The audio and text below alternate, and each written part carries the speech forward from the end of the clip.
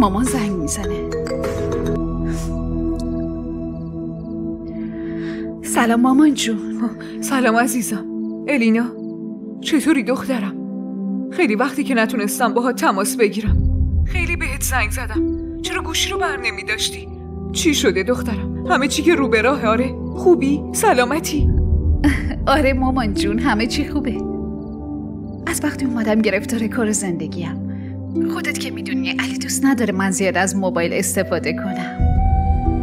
متوجه تماستون نشدم.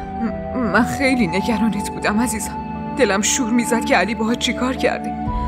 وقتی جواب تلفنمو ندادی بیشتر نگران شدم. نه مامان شما نگران نباشین، اینجا همه چی خوبه. شما مواظب خودتون باشین. من بعداً باهاتون تماس میگیرم. باشه مامان خدافظ. ببین دخترم گوش کن.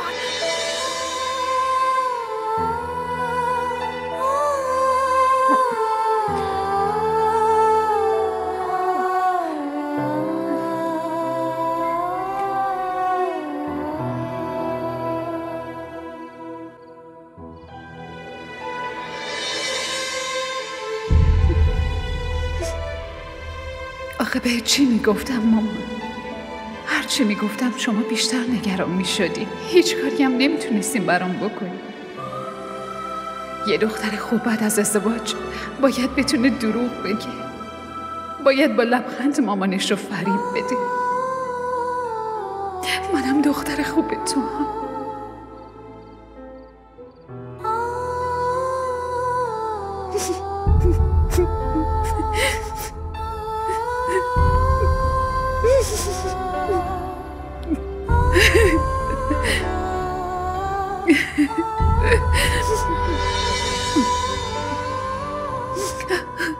داشتم فکر میکردم که برای تولد دیگه برنامه بریزیم.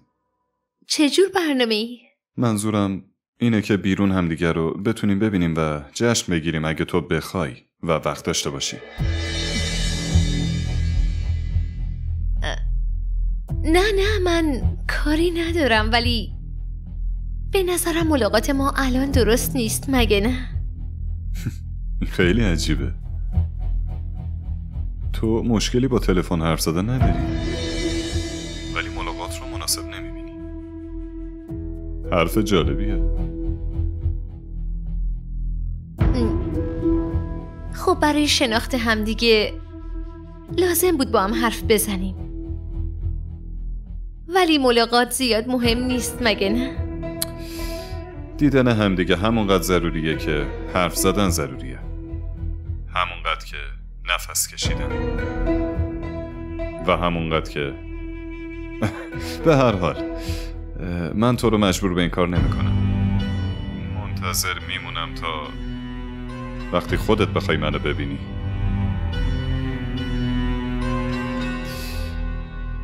میدونی چیه؟ بعضی وقتا نمیتونم درکت کنم. مگه من چی کار کردم؟ تو شبیه یه پازلی که هرچی تلاش میکنم نمیتونم قطعه‌اشو بذارم سر جاش.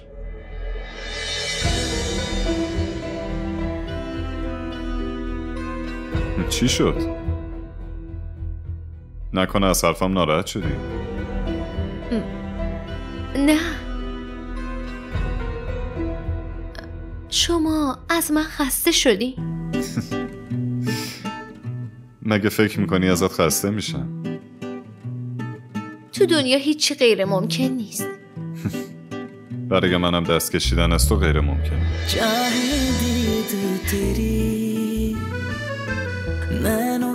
واقعا؟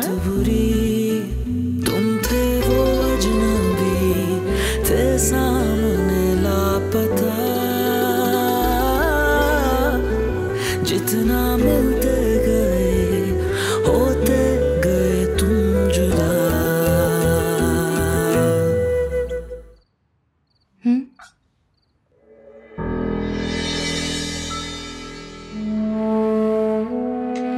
مامان جونم ببینم حالت خوبه؟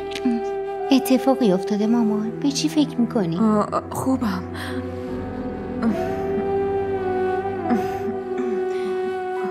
نه چیز مهمی نیست عزیزم، من خوبم. خب فقط داشتم فکر میکردم که چرا اونا تماس نگرفتن. بهتر که زنگ نزدن. پسر رفتار خودش رو نمیبینه، دنبال ایبویرا تو دختر مردمه. ما ضرب المثل چی بود؟ دیگ به دیگ میگه روسیا. اینا فکر کردن خودشون چه توفیقی هستن. والا به خدا. دخترم یه عادت همیشگیه. پسرشون هر عیبی داشته باشه مهم نیست، ولی توقع دارن دختر مردم همه چی تموم باشه. واقعا انگار دارن معامله میکنن. بعد شما منتظر تماس یه همچین آدمایی هستی؟ از تجربه یه دختر اول درس نگرفتی که میخوای دومی هم مفت و مجانی از دست بدی؟ چی کار کنیم دخترم؟ باید تحمل کنیم دیگه. مامان تو که میدونی من نمیتونم این چیزا رو تحمل کنم. به جای اینکه تو خونه شوهر ذره ذره بمیرم، خونه مامانم میمونم و راحت زندگیمو میکنم. اینجا راحت نفس میکشم و مثل ملکه ها زندگی میکنم. مگه مجبورم برم با مردی که زندگیمو برام جهنم کنه؟ دخترم تو کی میخوای به امید من بمونی آخه؟ من به امید شما اینجا نیستم مامان. امیدم فقط به خداست. من نمیتونم با آدمای بی وجدان زندگی کنم. ترجیح میدم بمیرم.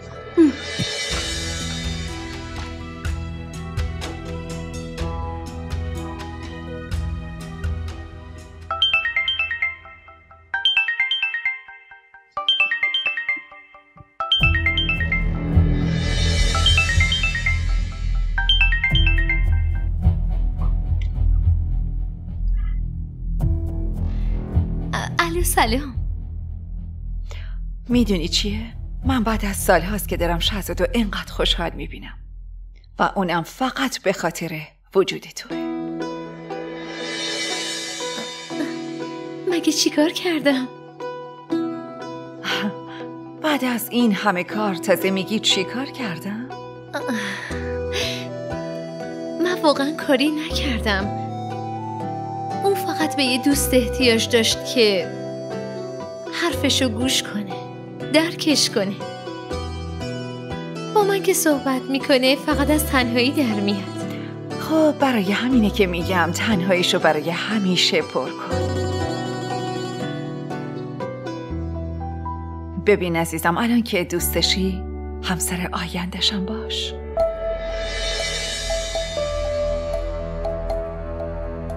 میدونی من برای همین زنگ زدم. دیگه وقتشه با مادرت حرف بزنم و این رابطه رو به طور کامل قطعی کنم. یا نکنه میخوای تمام عمر همینجوری ادامه بدی ها؟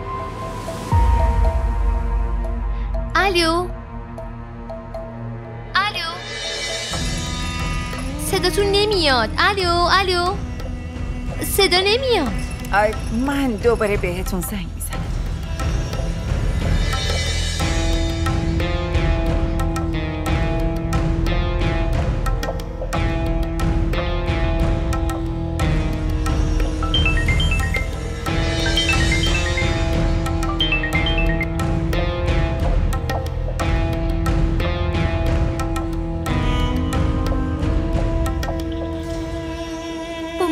حرف بزنی که چی بگی؟ برای چی اینقدر عجله داری؟ یکم صبر داشته باش. اول باید داداشتو به دست بیاری.